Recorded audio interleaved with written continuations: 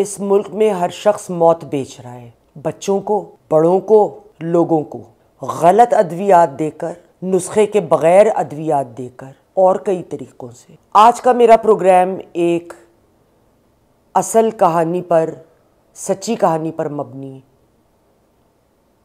جو میں نے پچھلے دنوں فیس کیا۔ میری بہن جیسی دوست جس کے گھر میں گئی تھی ملنے، کیونکہ ان کے میاں بھی میڈیسن سے تعلق ہے ان کا، بہرحال وہ اس وقت گھر نہیں تھے۔ میں بڑی مشکل سے اس وقت پروگرام ریکارڈ کروا رہی ہوں اور میرے ایڈیٹر نے 3-4 دفعہ سٹارٹس لیے مجھے، مگر اٹیک شروع ہو جاتا ہے کھانسی کا۔ 104 بخار تھا۔ میں میڈیکیشن کے لیے گئی تھی کہ مجھے ٹیسٹ وغیرہ لکھ دیں تو میں صحیح علاج کروں، دوائی تو کھا رہی ہوں کچھ دنوں سے۔ معلوم یہ پڑا ایک دم کہ میری بہنوں جیسی دوست کے بیٹے نے اوور ڈوز کیا نیند کی گولیوں پر اور خودکشی کرنے کی کوشش کری۔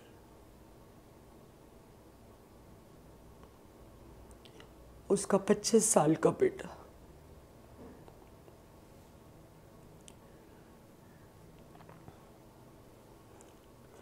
میں نے اپنی دوست کو کہا کہ فوراً گاڑی نکالو ہاسپٹل۔ اس سے بہت جھنجھوڑ کے عجیب حالت ہو رہی تھی۔ پوچھتے رہے کیا لیا، بڑی مشکل سے پھر اس نے کہا گولیاں۔ کتنی؟ 10۔ اس کے آگے میں نے کچھ پوچھا نہیں۔ میں نے کہا اس کو لے کے چلو، اور اس کا سر میں نے اپنے ساتھ لگایا، اس کو میں مارتی گئی۔ میں نے کہا مجھے دیکھو، میری طرف دیکھو، کیونکہ میری دوست تو پاگلوں کی طرح رو رہی تھی، اس کو تو ہوش نہیں تھا کہ ہو کیا رہا ہے۔ میاں ان کے دور تھے ہسپتال سے، ان کو اطلاع کری۔ مجھے یہ پتا تھا اگر یہ بچہ اس وقت سو گیا گاڑی میں تو اس کو اس حالت سے نکالنا نیکسٹ ٹو امپاسبل ہوگا۔ میں نے اس کو جگا کر لے کر جانا ہے، اور میں اس کو جگا کر لے کر اپنی فرینڈ کے ساتھ پہنچی ہاسپٹل۔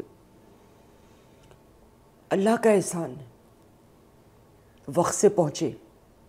اس کا سٹمک واش ہوا۔ اوور نائٹ وہ لڑکا ہاسپٹل میں رہا، آبزرویشن میں۔ میں نے اس سے پوچھا کہ کیسے ملی دوائیاں؟ تمہارے پاس تو پرسکرپشن نہیں ہوگا۔ میں defence phase 4 DHA double D block کی بات کر رہی ہوں۔ 2 فارمیسیوں نے اس کو دوائیاں دینے سے منع کیا۔ تیسری فارمیسی میں اس لڑکے کا کہنا تھا میں نے 500 روپیہ رشوت دی اور انہوں نے مجھے گولیاں بیچ دی۔ اس بچے کی جان کی قیمت 500 روپے۔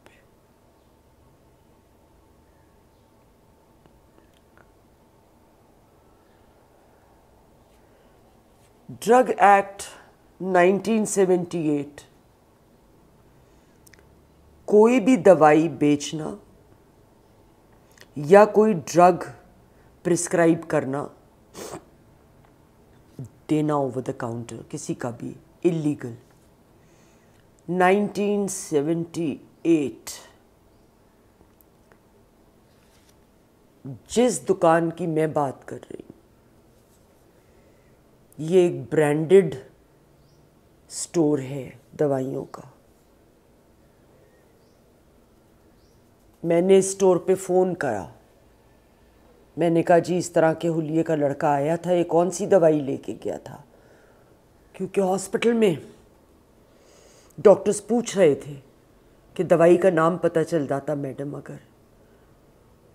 تو جس لڑکے نے فون اٹھایا، میڈم اس طرح تو بڑا مشکل ہے جاننا، کچھ کہہ نہیں سکتے میڈم؟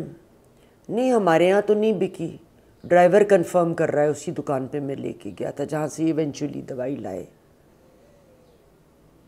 ظاہر ہے اس نے تو ماننا نہیں تھا کہ اس نے غیر قانونی طور پہ وہ دوائی اس لڑکے کو بیچی۔ ایکسپریس ٹریبیون مئی 17 2022، 50% سے زائد دوائیاں پاکستان میں غیر قانونی بیچی جاتی ہیں۔ ان میں اینالجیسکس، اینٹی ڈائریا ڈرگز، کف سرپ، ٹونکس، سلیپنگ پلز شامل ہیں۔ قانون کے مطابق ریلیونٹ ڈرگ انسپیکٹر ذمہ دار ہیں کہ وہ ڈرگ کمپنی جو ہے ان کے لائسنسز بھی چیک کریں، جو فارماسیوٹیکل کمپنی ہیں ان کے بھی لائسنسز چیک کریں، اور یہ انشور کریں کہ کوئی بھی دوائی جو بیچی جا رہی ہے وہ نسخے کے بغیر بیچی جا رہی ہے یا نسخے کے ساتھ، چاہے وہ اینٹی بائیوٹک ہے، اینٹی ڈپریسنٹ ہے، سیڈیٹو ہے، یا ٹرینکولائزرز ہیں، یا کوئی بھی دوائی ہے۔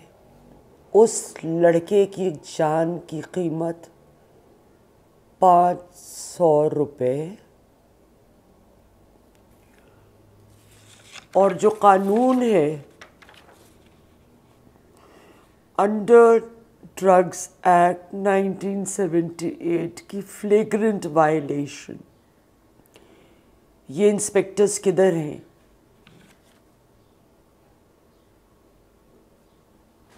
کیا ہو رہا ہے اس ملک میں؟